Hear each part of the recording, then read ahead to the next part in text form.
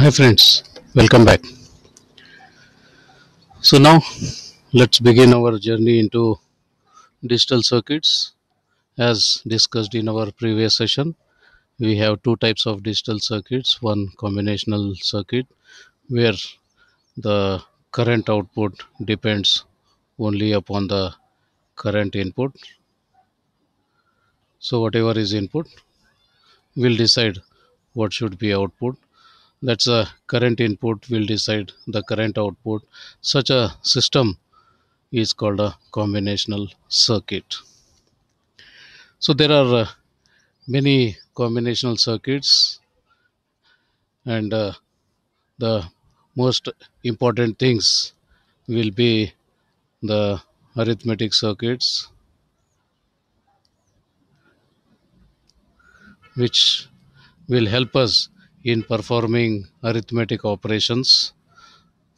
So, what are the arithmetic circuits? So, let's check. The first one is an adder. Adder is a circuit which adds two numbers. So, if you look back into your childhood, our addition process started with single digit additions. So, here also let us begin with a single. No, this can't work on digits, so this will work on a single bit addition and multiple bit addition. So, single bit addition equivalent to our single digit addition. So when you try to add 5 with say 7, then the answer is 12, and we said 12. So this in future, when you are trying to work with multiple digit numbers, so is something like 15. When you try to add to 27, how it is done? Yes, first we try to add these two numbers, 5 and 7 are added, we get a 12.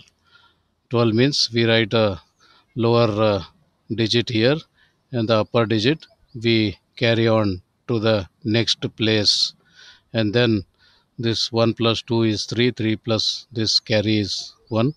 So 1 plus 2 plus 1, so that means 42. So that's how we were doing. So this is a single digit addition, this is multiple digit addition.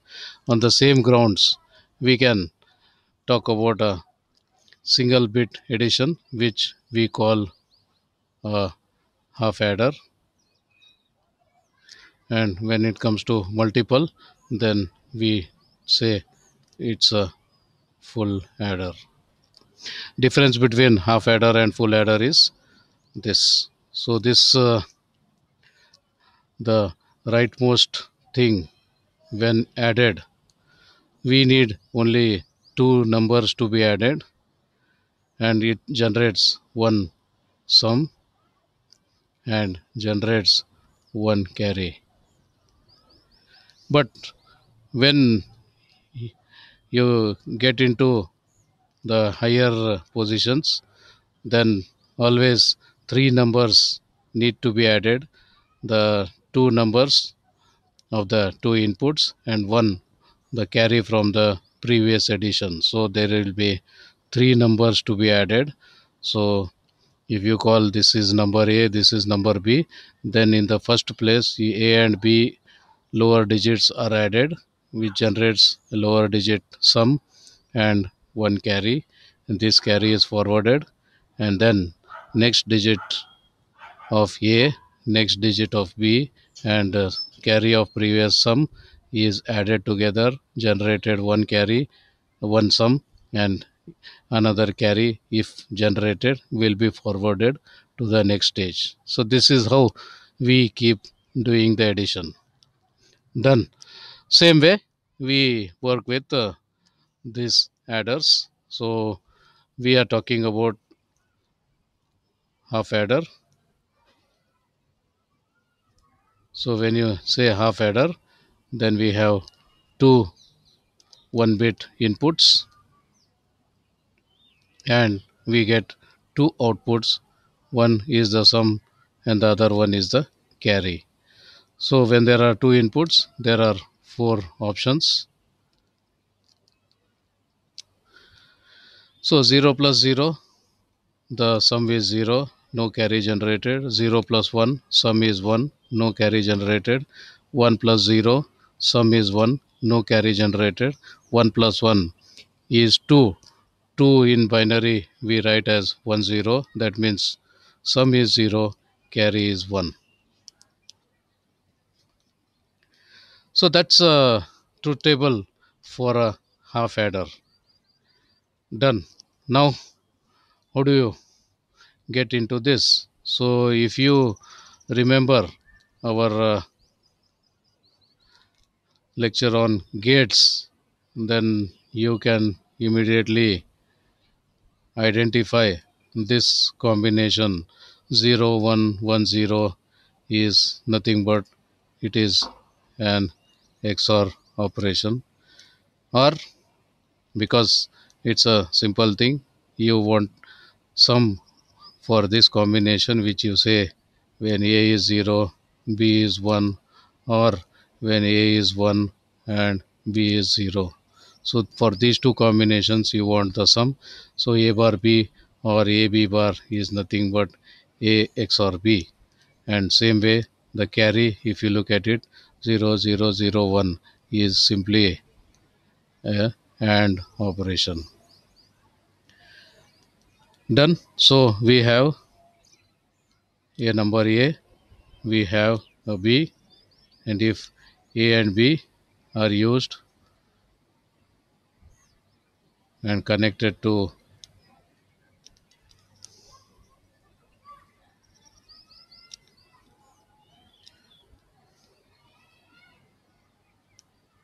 XOR gate, we get the sum, and if the A and B, if we connect it to one AND gate, we get the carry. So that's how half adder can be implemented. So half adder is uh,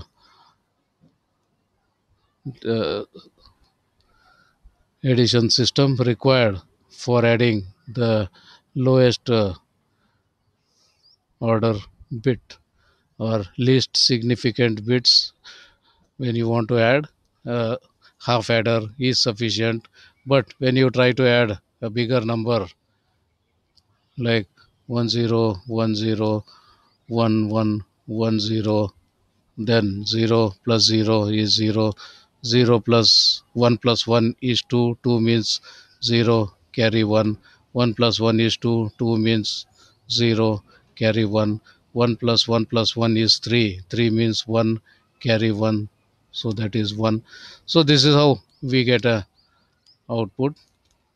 So here 0 plus 0, 0, carry 0, 1 plus 1 plus 0 is 2, that is 0 here, carry 1, 0 plus 1 plus 1 is 0, carry 1, 1 plus 1 plus 1 is 1, carry 1, that 1 comes out here. So this is how we make a sum. So for this particular thing, a half adder is sufficient, but for next stages half adder cannot be useful because we need three inputs to be added, whereas half adder adds only two inputs, and therefore we need something called a full adder.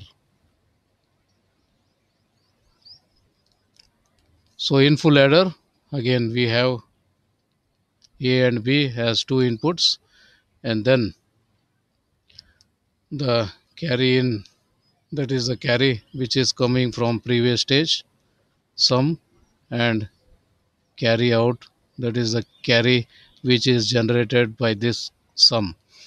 So in this case this is the one which is carry in for this second unit, whereas after adding a new carry generated, this is carry out, this is carry in for this second stage.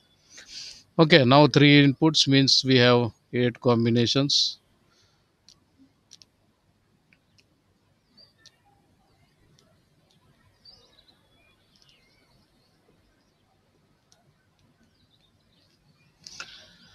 Okay, 0 plus 0 plus 0, sum is 0, nothing generated as carry. 0 plus 0 plus 1 is 1, no carry generated. 0 plus 1 plus 0 is 1, no carry generated. 0 plus 1 is 2, that means sum is 0, carry is 1.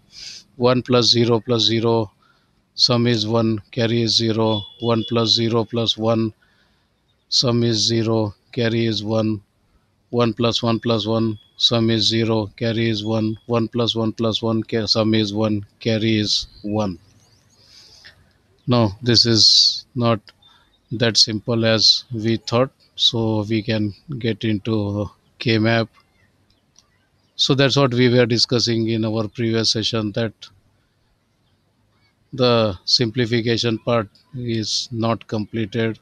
We are going to continue using every now and then in our future lectures. So,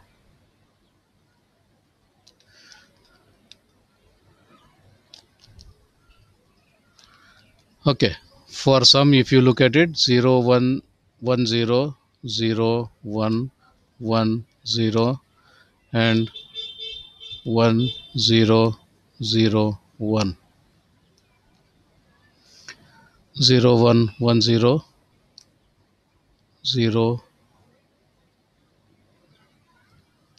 1 1 0 1 0 0 1. So if you look at it, there is nothing to combine. So each term is a separate one, and if you just work out, then sum we get is A XOR B XOR Cn. So you can just verify that by taking this is A bar B bar Cn, or A bar B Cn bar, or A B bar Cn bar, or A B Cn. So if you just look at it, taking common, you will find A XOR B XOR Cn. Same way, when you look for the carry out,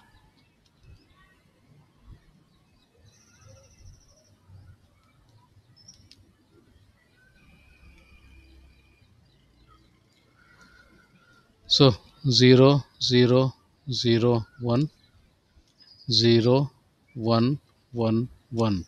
So if you look at it, though there are four cells occupied by one but cannot form any quad, therefore we can have three pairs, and the three pairs are this pair. A is common, then Cn is common. This pair A is common, B is common. In this pair B is common, Cn is common. Therefore, the circuit may look like, so let me have a common convention for writing a bit complicated circuits. So let me use a convention like A here, B here, C in here. So that way things look simple to verify. A is required, B is required, C is required, and all three are XORed. But in reality, if you don't get a three input XOR, then this can be replaced with A, B XORed, then the result is XORed with Cn. So this is same as this. Okay, then A and Cn, A and B, and B and Cn. A and Cn, A and B, B and Cn, all three are taken and they are ORed, and this is our carry out. half adder, a full adder is like this. This is our half adder. A full adder can be converted into half adder just by assuming that the first carry is a 0. If you assume that first carry is a 0, then for the first stage carry in, if you connect it to ground, then this acts as a half adder. So for first stage on the least significant side is half adder, then we can have a sequence of full adders. So when you want to add multiple bits, then the logic is simple. Use one half adder, give a naught b naught to it, we get s naught, and then use a series of full adders, give a1 b1 to this, you get s1, and here we were getting c naught, and that c naught goes as c into the next stage, and then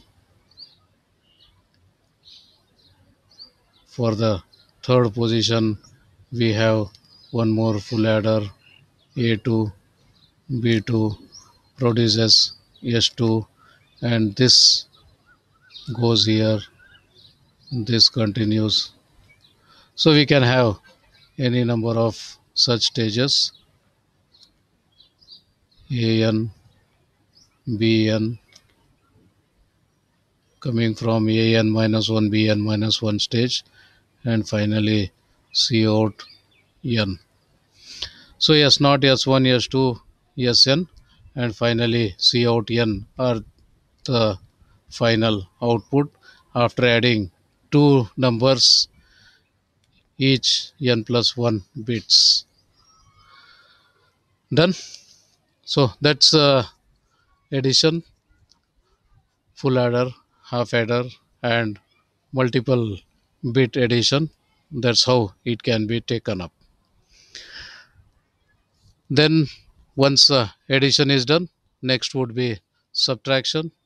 So on the same grounds we will have half subtractor. So when you say a minus b,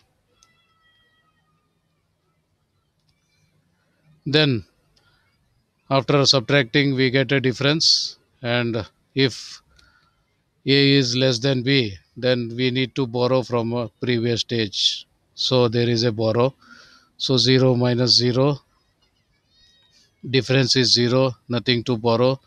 0 minus 1, yes, difference is 1 only after borrowing. So a is 0, b is 1. So you try to subtract 1 from 0, it is not possible. The only option is borrow a 1 from previous stage. So when you borrow 1 from previous stage, it becomes 1 0. 1 0 means it is 2. 2 minus 1 is 1. So we need a borrow for that. Otherwise, this operation is not possible. 1 minus 0 straight. So the result is 1, nothing to borrow. 1 minus 1, the result is 0, nothing to borrow. And if you look at this, then D is again same as A XOR B, whereas borrow is only here, it is when A is 0 and B is 1. I'm sorry. So that says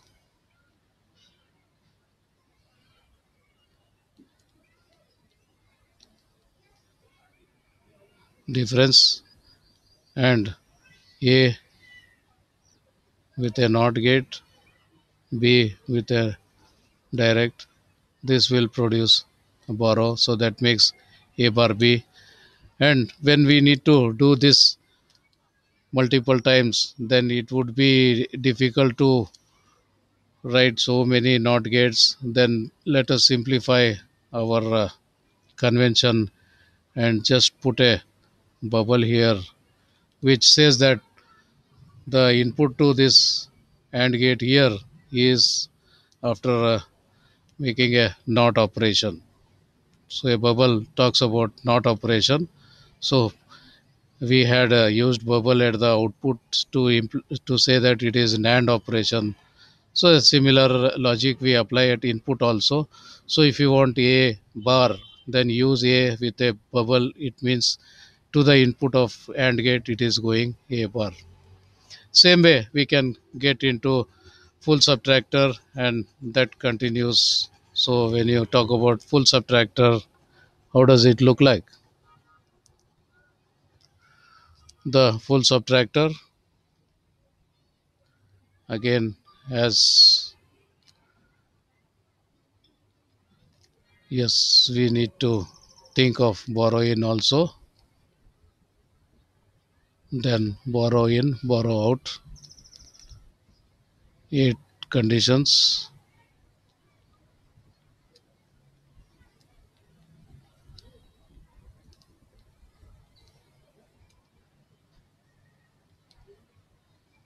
done.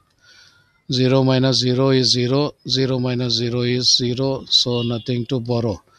0 minus 0 is 0, minus 1 means 1 is the result only after borrow.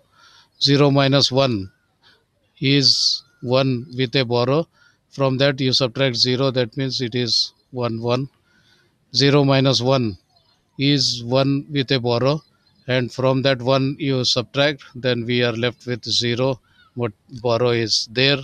1 minus 0 is 1, minus 0 is 1, nothing to borrow.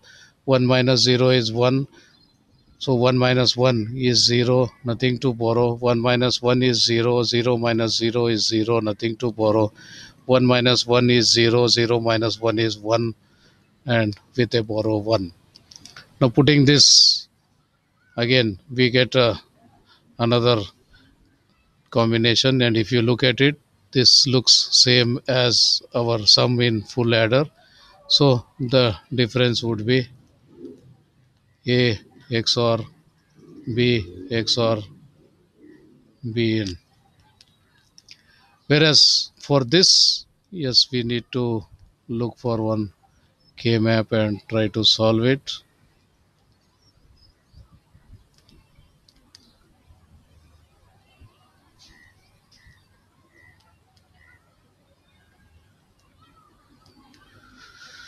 So this is 0 1 1 1 0 0 0 1. So that means we have these three pairs now.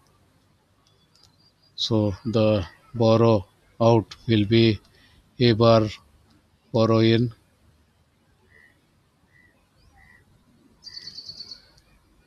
then A bar B, then B borrow in, B borrow in. So that's the thing. So if you say A, this is B, and this is borrow in, then all three together XOR will give difference. Then we need A bar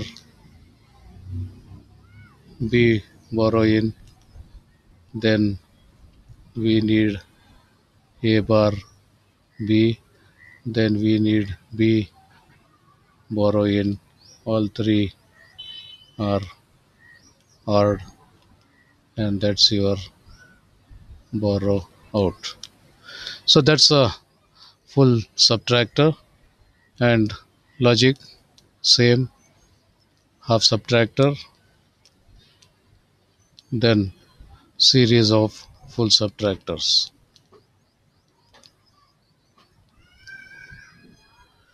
So this way multiple bit numbers can be subtracted from one another. So that's about a subtractor, and all these circuits are called combinational circuits because here whatever is A and B, the fixed values of D and B are there. So when you give, doesn't matter which order you give, doesn't matter whatever is the input combination, corresponding output combination is generated. So for every input combination, one output combination gets generated, and hence this is called a combinational circuit, and doesn't depend on what was applied before, what is going to apply after, and also there is nothing time in this. So this is a combinational circuit. Many more such circuits to follow in our coming sessions. So till then, take care. See you. Bye.